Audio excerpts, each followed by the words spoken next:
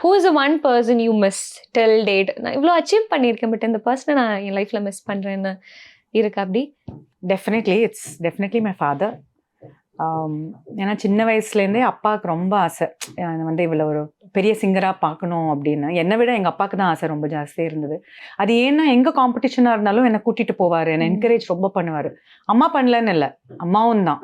But அப்பா was the one who would, so he was always there. He used to take me for competitions, எங்கே வந்தாலும் கூட்டிகிட்டு போய் encourage பண்ணி எப்போவுமே இருந்திருக்காரு. ஸோ ஐ திங்க் நான் குட்டி ஒரு சும்மா ஏதோ காம்படிஷன் வின் பண்ணதுக்கே அப்படி தம்மட்டம் அடிப்பார் எங்கள் அப்பா. ஸோ நான் பிளேபேக் சிங்கர்லாம் ஆயிட்டேன்னு தெரிஞ்சிருந்தா ஐ திங்க் நான் இன்னுமே கூட லைஃப்பில் அச்சீவ் பண்ணியிருப்பேன்னு எனக்கு எப்போவுமே தோணும்.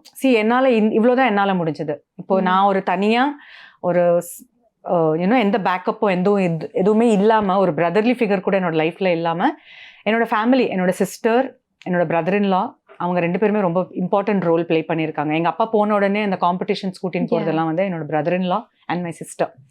ஸோ அவங்க தான் எனக்கு இருந்திருக்காங்க த்ரூ அவுட்.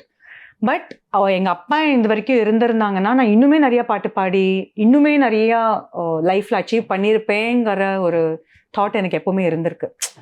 லைக் ஏன் இதோடு நிறுத்திட்டீங்க, இன்னுமே உங்களை நீங்கள் பெருசாக பார்க்கலையா, ஒரு அச்சீவ் பண்ணலையே அப்படிங்கிறதா குறை உங்களுக்கு இருக்கானா?